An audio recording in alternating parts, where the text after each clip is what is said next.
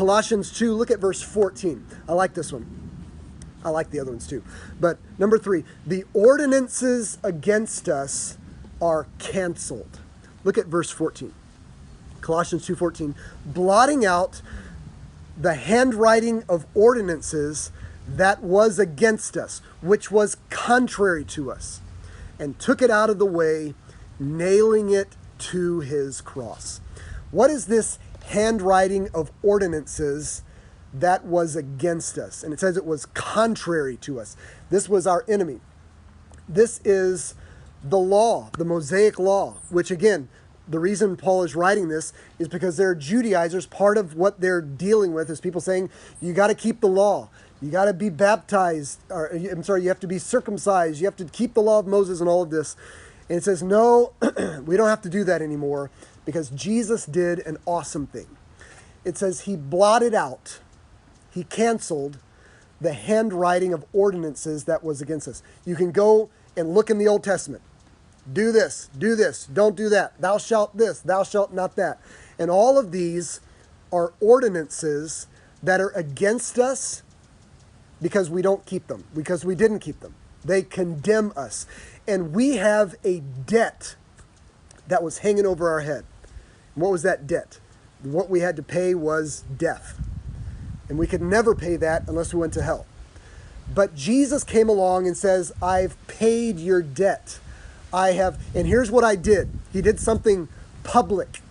He died on the cross, and before he got down off the cross, he took that list of ordinances that we had broken, that was our condemnation, and he nailed it to the cross. Amen. And by nailing it to the cross, by the way, there was something that they did back then with debts, that if a debt was paid, if there was a bill that was written out that they had to pay, once it was paid, sometimes they would do this, they would take it and they would put a hole in it and they would nail it to a door, they would nail it to something to publicly declare this has been paid, the debt's no longer hanging over anyone's head anymore. And Jesus did that. He went up on the cross. It was a very public place. A lot of people gathered around. A lot of people saw him on the cross. They were mocking and jeering.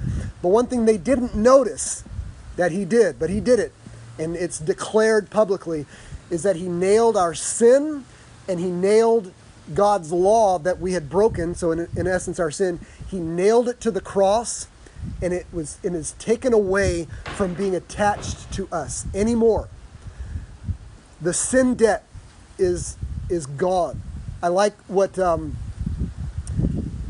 John Bunyan, who wrote Pilgrim's Progress, he pictures this in Pilgrim's Progress, that at the beginning, his name is Christian, and he's walking around with this heavy burden on his back. It's his sin, and it's cumbersome, it's burdensome. He almost can't carry it anymore. And then when he believes, it just drops immediately. It's gone. And by the way, that speaks to sometimes that we emotionally carry baggage and we don't have to carry it anymore. Sometimes people, they still carry around guilt. They still carry around. But as far as the reality of what God knows about us, it's immediately gone. He wants us to drop it as well, mentally and emotionally, that it's not hanging over my head anymore. But when God looks at us anymore, there's no more handwriting of ordinances that condemns us.